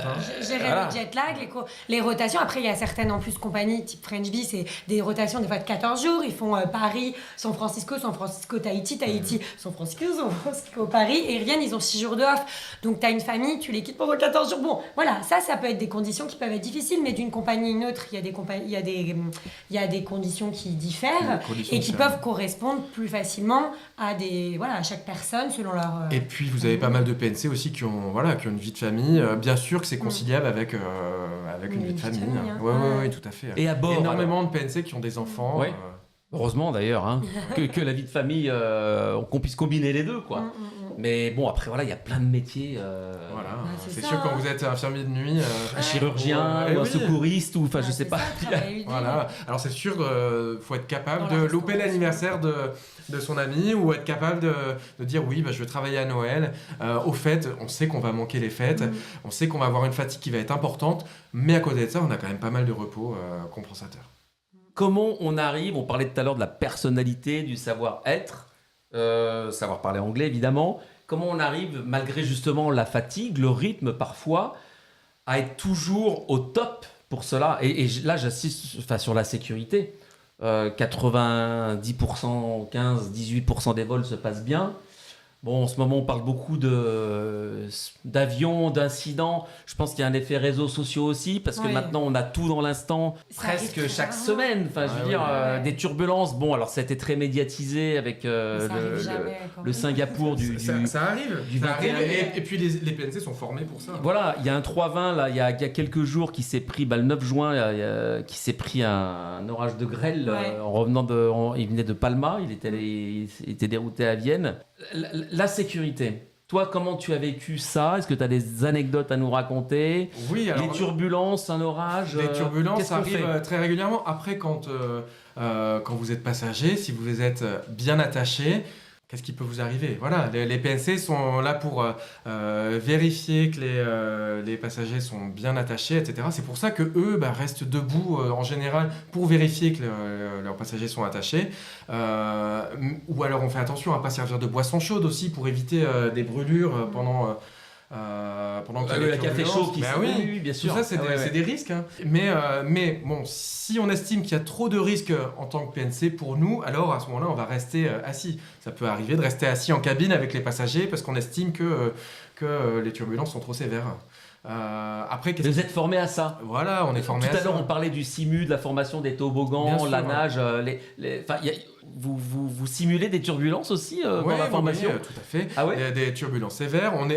On est entraîné sur des dépressurisations, des évacuations d'urgence, des alertes à la bombe, etc. Parce que n'importe quoi peut arriver, ou des passagers indisciplinés aussi. Plein de choses peuvent arriver dans l'avion à 10 000 mètres d'altitude, et puis on peut compter que sur l'équipage. Vous n'avez pas forcément un médecin qui va être à bord pour gérer une situation médicale, donc on va être capable de gérer une situation d'urgence en équipe. Voilà, et travailler en équipe, c'est quelque chose qui est primordial. En plus des expériences commerciales, voilà, être capable de travailler avec un équipage. De gérer dans le calme aussi. Dans le calme, exactement. Et sans stresser, Voilà. parce que dans les turbulences, les passagers, ce qu'ils se disent, c'est regardez les PNC, regardez, il ne va rien se passer, regardez les PNC. Et on voit les PNC qui sont calmes et qui sont... C'est hyper important, si un PNC commence à paniquer, c'est tout le vol qui va paniquer. Exactement. Et puis, donc moi, par exemple, j'ai déjà eu une alerte à la bombe il y a quelques années. Pendant le vol Oui, pendant le vol, l'annonce d'urgence, j'ai eu le briefing du collant de bord. En fait, les passagers sont restés très calmes. Et pourtant, on a dérouté, et pourtant, on avait une alerte à la bombe. Mais en fait, les passagers sont restés très calmes, on est resté très souriants, on a bien respecté les procédures. Si on n'était pas resté souriant, calme, à avoir de l'assurance, etc., ça aurait pu être un dingue. Ça aurait pu être une catastrophe. Voilà.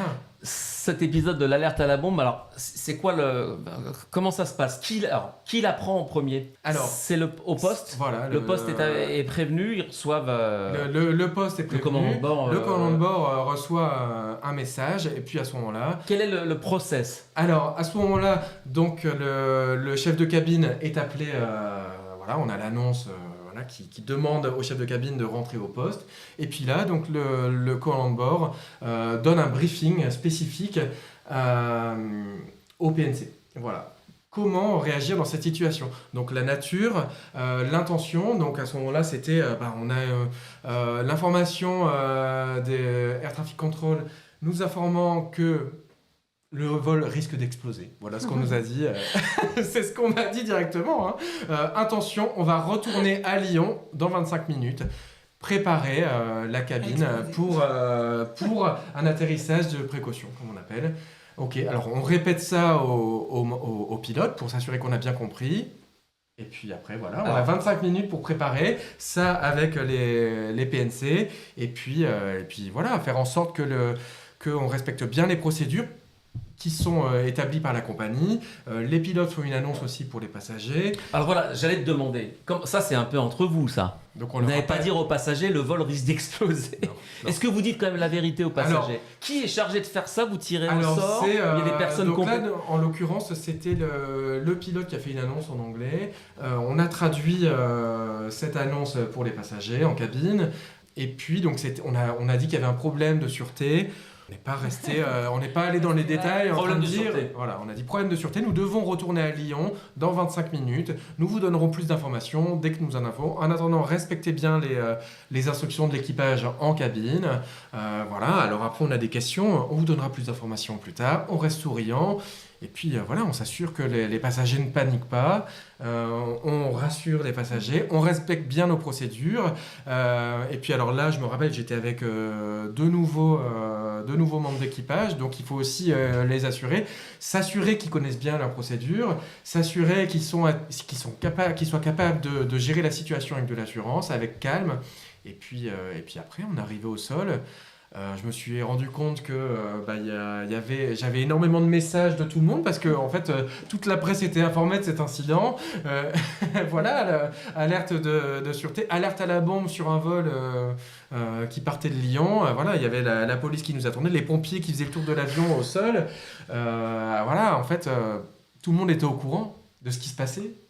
Et toi, tu le vis comment? Parce qu'il y a le commandant qui vous informe, vous êtes entre vous, faut informer les passagers, avoir un peu de psychologie aussi pour les passagers. Mais toi, en tant que professionnel, vous êtes formé à ça? Et oui, on est formé. Et puis, on est tellement formé sur nos procédures qu'il peut arriver quoi que ce soit, on reste focalisé sur nos procédures. Donc, on pense pas à tout ce qui pourrait se passer. On se dit, et combien même... il pourrait se passer quoi que ce soit. On a des procédures. Voilà, on est formé pour ce genre de situation, tout comme les situations médicales en fait. Même si on n'est pas médecin, on a des procédures à respecter. Et puis, on a même le temps de jeter un coup d'œil à sa procédure si on a un petit doute. Mais on a des procédures pour tout ce qui pourrait arriver.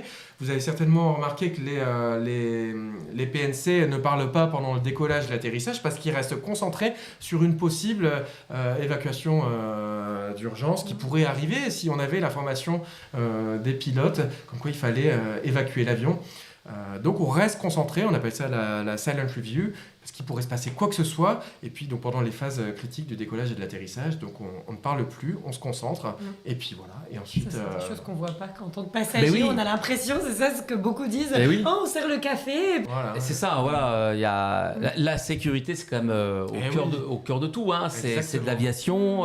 Et vous avez avant chaque vol, il y a un briefing. Exactement. En général avec les pilotes. Hein. Voilà. Donc alors aujourd'hui, on attend de passagers. d'abord, Ils vous briefent de quoi? Alors d'abord, on rencontre les membres d'équipage avec qui on va travailler toute la journée en cabine. Donc on présente le vol, qu'est-ce qu'on va faire comme vol aujourd'hui, on présente le nombre de bébés, de personnes à mobilité réduite, voilà, le nombre de bagages.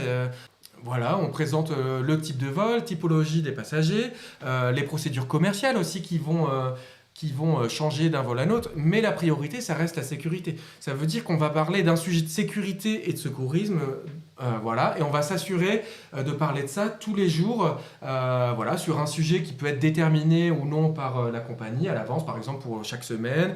Vous avez certaines compagnies où le chef de cabine doit poser une question de sécurité, une question de secourisme à chaque membre d'équipage, voilà, et puis chaque semaine, le sujet va varier. Alors ça va dépendre. Des questions comme ça pour tester Voilà, un peu pour tester les avant chaque connaissances. vol. Voilà, exactement, le matin, donc à 4h du matin, on n'est pas bien réveillé, mais on s'assure qu'on est capable de répondre à ces questions de sécurité. Voilà, c'est vraiment important, hein, toutes ces procédures de sécurité, c'est la base du briefing. Et puis ça va être aussi l'occasion de créer une synergie en fait, de connaître son chef de cabine, de rendre son équipe voilà, à l'aise, et puis Cohésion, quoi. une cohésion d'équipe tout de suite en fait. Mhm. Voilà. Ah, Et ensuite seulement on va rencontrer les pilotes qui vont nous parler du vol en question, la durée des vols, si on attend des turbulences, si voilà, le roulage, etc., ce qui pourra arriver.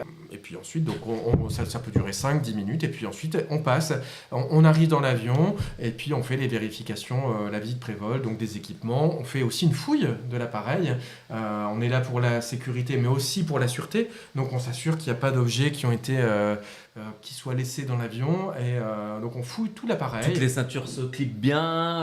Alors voilà, donc ça c'est fait le soir, les ceintures qui se clipent, mais on s'assure que voilà que sous chaque Les siège, toilettes ne seront pas bouchées. voilà, on s'assure dans les toilettes que l'extincteur des poubelles fonctionne, que tous les gilets de sauvetage sont présents sous les sièges, que les extincteurs fonctionnent, les bouteilles d'oxygène, etc. Tout ça, c'est des choses qui ont lieu avant l'embarquement, qu'on voit pas forcément. Donc vous arrivez combien de temps avant l'embarquement? Alors ça peut varier d'une compagnie à une autre. Faut avoir Ça le temps peut de tout être, faire, hein. 1 heure, 1h30, voilà. Donc, et pendant cette heure, donc, vous allez faire le briefing, vous allez faire les visites pré-vol, fouilles de sûreté, et puis ensuite vous allez avoir l'embarquement. Donc en fonction de la compagnie, l'embarquement va durer plus ou moins de temps. Court courrier en général, c'est on commence l'embarquement 25-30 minutes avant le début du vol, ou 35 minutes, ça dépend. Et puis, donc on essaie de fermer la porte un petit peu à l'avance, parce que chaque minute compte. Et puis, voilà, donc si on peut fermer la porte un petit peu à l'avance, on s'assure de partir à l'heure, et puis arriver à l'avance, et puis c'est du temps de gagner pour la journée. Tu parlais tout à l'heure dans le briefing aussi typologie des passagers. Est-ce qu'il y a parfois des passagers qui sont connus Ah oui. parce qu'ils boivent, par exemple, Ah oui. qui sont blacklistés, Ah oui. comme Alors dans ça, les casinos, par exemple? ça peut arriver. Est-ce hein, que, je tiens, pense. aujourd'hui, on a Mr. Alors, si on a un passager qui arrive qui est alcoolisé, normalement, il ne devrait pas arriver dans l'avion. Ouais. Voilà. Donc ça, c'est au Mais est-ce que sol. certains ont une c'est- réputation Alors, bon, si Suite à à bord, un on passif. reste vigilant, et puis aussi pendant l'embarquement, on reste vigilant. Si on voit qu'il y a des passagers qui ont déjà un petit peu consommé au sol, voilà, on s'assure de Mais bien ça, c'est le rôle communiquer. des agents d'escale de ne pas faire monter Voilà, n'importe qui. les passagers qui sont violents, Voilà, donc qui insultent, qui sont alcoolisés. Mais voilà, après, des fois. Donc après, voilà, on doit rester vigilant pendant l'embarquement, tout ce qui pourrait arriver. Et puis, voilà, si on voit qu'ils ont un petit peu bu, on est vigilant, on ne leur sert pas n'importe quoi dans l'avion. C'est important de bien pouvoir communiquer avec ses collègues, voilà, pour dire stop au bon moment. Et puis parce que voilà, quelque chose de trop, ça pourrait arriver, un enterrement de vie de garçon qui tourne mal par exemple, et puis devoir appeler la police à l'arrivée, voilà, moi ça m'est déjà arrivé de me faire insulter, et puis, ou alors de devoir laisser le signal des ceintures pendant tout le reste du vol, parce qu'il y avait des passagers qui étaient trop, voilà, qui avaient trop consommé, hein. Et puis, parce qu'en fait, quand on boit à bord, en fait, boire un verre en vol, c'est comme si on en buvait deux, en fait, au sol, en fait. Est-ce que tu as aussi des anecdotes à nous raconter de passagers Des passagers qui sont battus ou qui... Oui, alors par exemple, je pense à... C'était il y a quelques mois, sur un entraînement de vie de garçon, sur un Lyon-Lisbonne. C'était un groupe de 8 passagers et puis qui étaient visiblement qui avaient trop bu. Alors en fait, ils avaient caché leur alcool. Voilà, donc en général, ils achètent de l'alcool au duty free et puis ils consomment. Alors on leur demande de ne pas consommer leur propre alcool. On range la bouteille, on la met dans le coffre et puis on reste vigilant. On leur demande de ne pas consommer et puis alors on leur sert à discrétion voilà, de l'équipage. T'as déjà eu peur? Très franchement. T'as pas eu le temps, non? En 14 ans? Non. Concrètement, non. Non. Ils sont bien préparés. Ouais, on est prêt en fait à toute éventualité, hein. Alors je vous cache pas que le jour de l'alerte à la bombe, oui, j'étais un peu... Ça doit intriguer un peu quand même. Oui, j'étais un... Mais en fait, on reste très vite, on retourne vite sur nos procédures en fait. Et puis, on sait qu'il y a quoi que ce soit, les passagers peuvent compter que sur nous, donc on va pas, même si on est pas serein, en fait, on reste calme, souriant. Et oui, c'est essentiel. Elliot rebondit sur quelle est la meilleure façon de demamer le jump seat au PNC? J'en ai toujours rêvé, mais j'ai jamais osé. C'est de plus en plus dur quand même. Eh ben oui, je pense aux compagnies anglo-saxonnes, c'est impossible d'être assis dans le cockpit depuis le 11 septembre. Non. J'ai volé sur Emirates il n'y a pas très longtemps, mais j'en suis pas revenu. J'en ai parlé avec les PNC, mais même aller voir le poste au sol. Non. Ils m'ont expliqué, même nous en tant que PNC, on ne peut plus aller, il faut vraiment que ça soit prévu presque avant le vol. Oui, exactement. Voilà.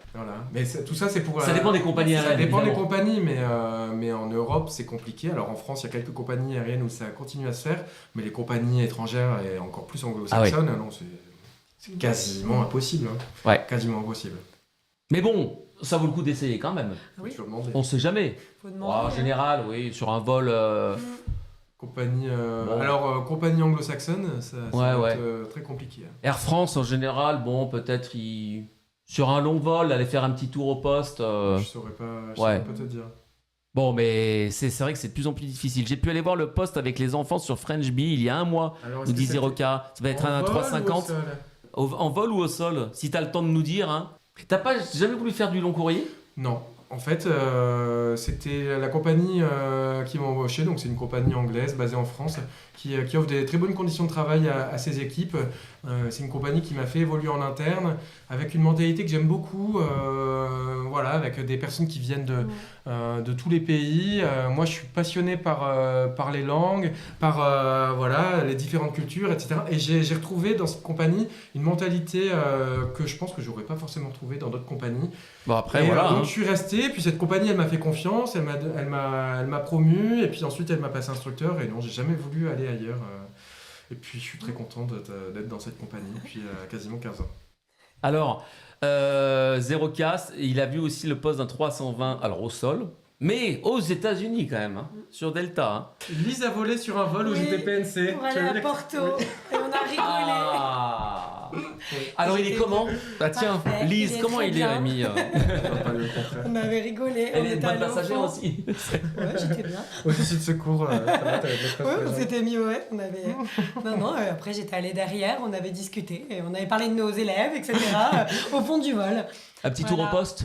Non, Peut-être au sol, non? T'étais pas allé au non, poste de je crois pilotage? pas, ouais. Un petit jump seat de temps en temps? Ouais, non, je pense pas que... Non. J'avais volé aussi sur certains vols ou de nos coachs, on a des coachs, on a une équipe de coachs, donc il y a Rémi et il y a Et puis une quinzaine de d'autres, personnes ouais. qui sont de compagnies aériennes différentes, et j'ai volé T'as avec eu certains coachs, Jessica. Certains coachs, voilà, qui étaient... Donc c'est bien, le vol passe vite, parce que du coup on se met derrière, on discute. Voilà, parce qu'on a Entre- des coachs qui sont dans toutes les compagnies, Ouais. en fait. Nos coachs PNC, parce qu'en fait, après la formation d'anglais, donc il y a le coaching pour vérifier le recrutement. Et puis donc il y a des coachs PNC qui sont tous chefs de cabine, instructeurs ou recruteurs, qui accompagnent. On a beaucoup d'années d'expérience et on a des coachs qui viennent d'EasyJet, mais on a du Transavia, on a des personnes qui étaient à Etihad et qui sont Air France, on a beaucoup de coachs qui ont des expériences, mais après ils préparent tous à toutes les compagnies, hein. C'est pas parce qu'ils sont dans une compagnie, on les prépare vraiment à toutes les compagnies, mais du coup voilà, ça nous arrive de voler. D'ailleurs quand je prends des fois des vols, je demande à Rémi, il y aura qui sur mon vol, et puis je regarde comme ça. Ah ouais, le petit réseau. Ouais, c'est sympa. Bah oui, c'est sympa. Et toi, alors, l'avion pour toi, t'aimes voyager quand même, hein. Tu l'as dit tout à l'heure en début d'émission. Ouais, mais je pense que... Est-ce que tu te seras PNC un jour? T'as envie ou pas? En fait, j'aime tellement accompagner les PNC. En fait, on n'a pas le temps là. En fait, si je dis à Rémi, je vais être PNC, je pense que Rémi fait une syncope. Ça voudrait dire qu'on n'aura plus le temps. On a tellement de travail d'accompagner les PNC. On a tellement de choses en tête pour faire évoluer encore notre formation. Là, ce qu'on veut faire, c'est qu'on a des partenariats avec les compagnies aériennes. On a commencé à en avoir avec la petite compagnie Céleste. On a Bretonne. La petite compagnie, parce que la chef des PNC, on avait fait rentrer sa fille chez EasyJet Genève, nous a connus comme ça et on a fait un petit partenariat. Emirates, là dernièrement, là on a des liens avec French VR Caraïbes. Nous, notre but, là, comme on fait rentrer énormément de gens en compagnie, que ces compagnies nous fassent confiance pour qu'on présélectionne, comme on a fait pour Emirates. Emirates, on a présélectionné une vingtaine d'élèves qui avaient toutes les skills nécessaires pour entrer à Emirates. Au final, sur les 18 élèves, il y en a eu 5 qui sont allés en final interview. Il devait être 25, mais il y en a beaucoup entre-temps qui sont entrés chez Air France ou Etihad, compagnie, donc ils ne sont pas venus. Au final, ils étaient 16, mais il y en a quand même 5 sur 16 qui ont été pris là chez... Et du coup, le rendement, Amal, la recruteur, elle a calculé le rendement. Quelques jours auparavant, il y avait eu un Open Days à Paris, il y avait eu 150 personnes, que 3, dont un de nos élèves, ont été en final interview. Le rendement, nous, on était à 33%. Donc, nous, ce qu'on veut dire aux compagnies, c'est ça, c'est qu'en fait, ça leur fait gagner du temps et de l'argent de nous faire confiance, parce que nous, les élèves qu'on présélectionne pour eux, c'est des élèves qui matchent avec les skills qu'ils attendent. Donc c'est pour ça qu'on est, c'est les projets. Et aussi les compagnies, donc on parlait des exigences en anglais, qui sont de plus en plus élevées. Donc c'est vrai que les compagnies aériennes, aujourd'hui, elles se retrouvent quand même dans une difficulté de recrutement. Alors il y a énormément de personnes qui veulent ce métier, qui commencent par faire la formation CCA, mais qui ne parlent pas anglais. Et encore une fois, donc en fait, les compagnies se retrouvent un petit peu dans la panade parce qu'elles ne trouvent pas le personnel qui a le bon niveau en langue. Et puis, en général, les compagnies vont recruter en anglais. Et ils ont du mal à recruter à cause de ça. Et puis comme Rémi a pu l'expliquer, il y a tellement de procédures, c'est tellement carré, il faut être calme, En fait, si tu sélectionnes le mauvais candidat, après, c'est compliqué. Bon, même si après, en interne, il y a beaucoup de formations, etc., elles sont quand même super vigilantes, les compagnies, pour recruter les bonnes personnes. Niveau sécurité, elles jouent gros, en fait, dans un recrutement, tu vois. Bien sûr, bien sûr. Et le marché étant vraiment... Enfin, le recrutement étant vraiment énorme, là, conséquent, est-ce que les critères évoluent souvent? Est-ce qu'au niveau européen, par exemple... Alors le cahier des charges, je sais pas. En fait, dans l'aviation, les procédures évoluent tout le temps, tout le temps.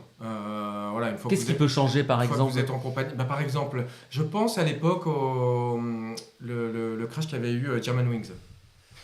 Donc vous vous rappelez, ce qui s'était passé, c'était que le commandant est allé aux toilettes. Voilà, exactement. Et le copier restait seul à bord, seul au poste, et il a verrouillé la porte. Donc quand il s'est passé ça, les compagnies avaient pris des mesures très rapides. Elles ont décidé d'obliger un membre d'équipage à rester au poste pendant qu'un des deux pilotes était aux toilettes. Voilà, donc en fait, les procédures évoluent tout le temps en fonction de l'actualité. Donc comment ça se passe? Toi, tu étais en compagnie à cette époque-là? Alors oui, j'étais en compagnie. Donc on a des notes de service qui ont fait évoluer la procédure de garde au poste de pilotage, pendant les besoins physiologiques.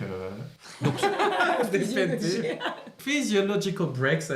Oui. Voilà, c'était le titre de la procédure. C'est une note de service qui tombe selon les compagnies ou... Alors oui, les compagnies font évoluer leur procédure en fonction de l'actualité. Et puis donc la formation du CCA évolue aussi en fonction de...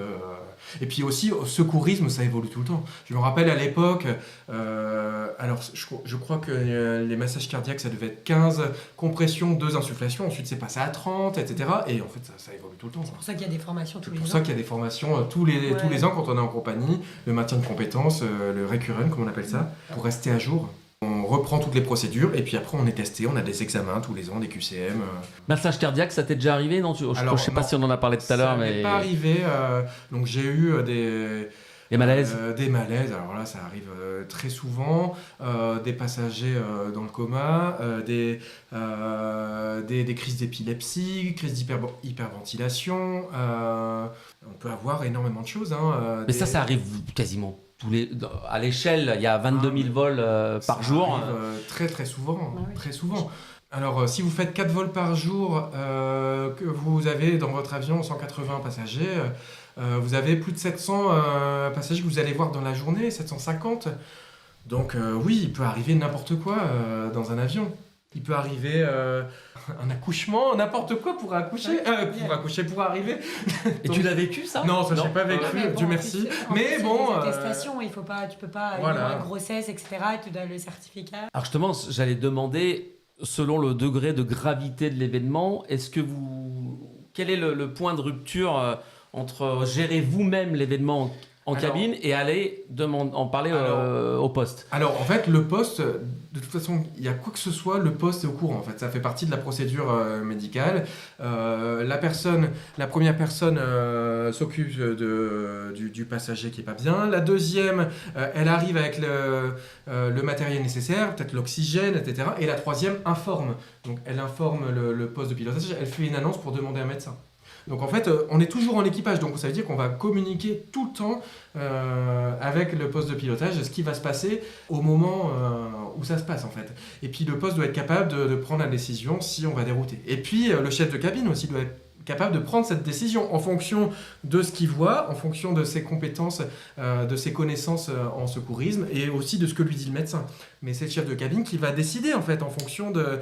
Alors on arrive dans 1h30, dans 2 heures à destination à Lyon, les secours seront là à l'arrivée et puis on regarde, si on a un médecin, on regarde sa réaction et puis c'est là où on décide, ok, on va dérouter. Donc vous décidez-vous s'il y a déroutement, c'est pas le commandant de bord. Alors, on prend la décision avec le commandant, mais si on estime qu'il y a besoin, le commandant est toujours prêt à dérouter, il y a toujours des aéroports où il est capable d'atterrir. Et toi, alors dans ta progression de carrière, donc tu as commencé stew, chef de cabine, tu fais de l'instruction aussi. Ouais.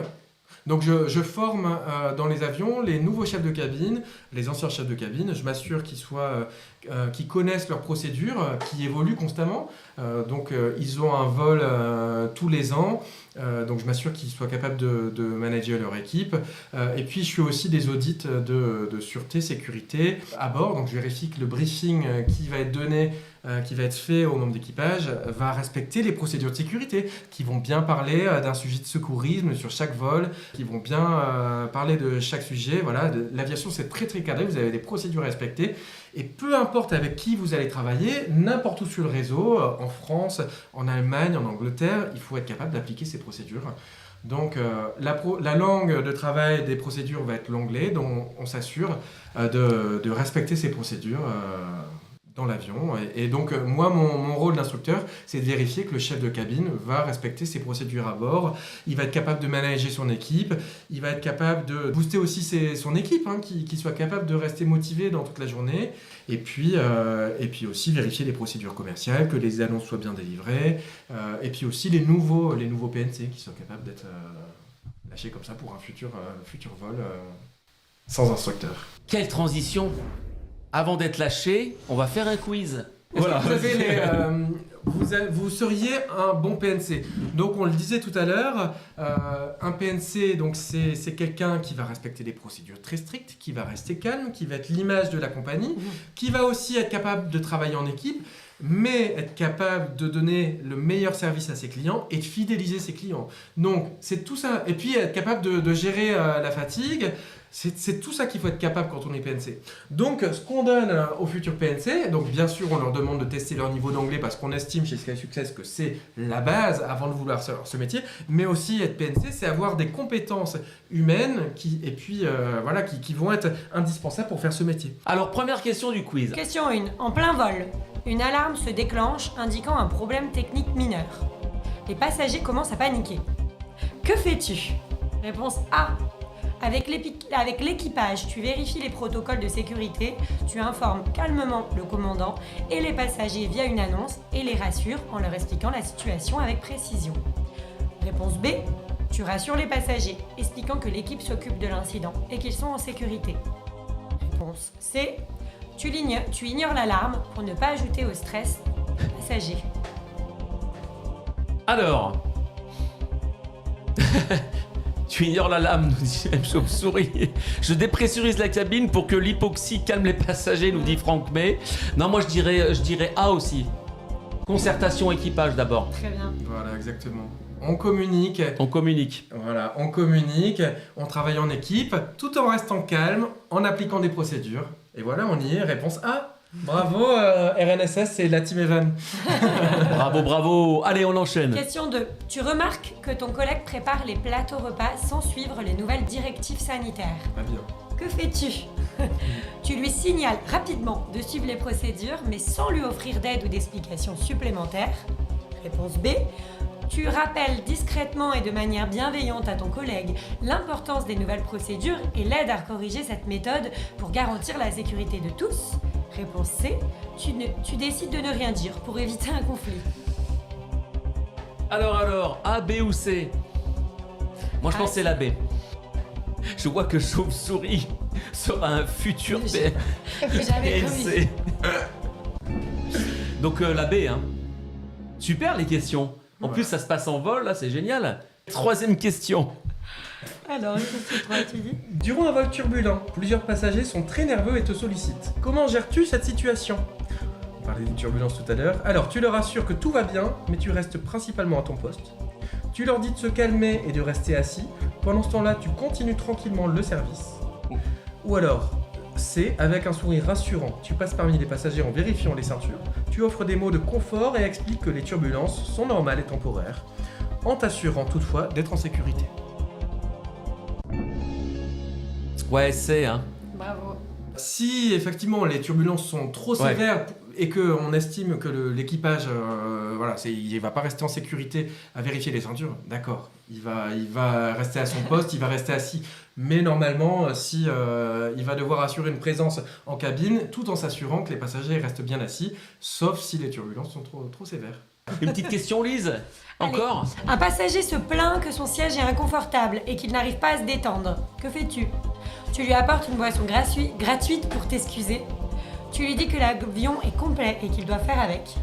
Tu discutes avec le passager pour comprendre ses besoins, lui proposes un oreiller supplémentaire et vérifie régulièrement s'il est plus à l'aise. Je pense la C. Voilà. Bravo Team Evan. Alors, gestion de plainte, toujours rester bien à l'écoute du client. On montre qu'on comprend sa situation, on apporte de l'empathie, on apporte ses excuses, on trouve une solution et puis ensuite on s'assure que le passager, tout va bien pour lui. Si besoin, donc on documente ce qui s'est passé et puis on travaille toujours en équipe. Voilà, donc on informe aussi ses collègues de ce qui s'est passé.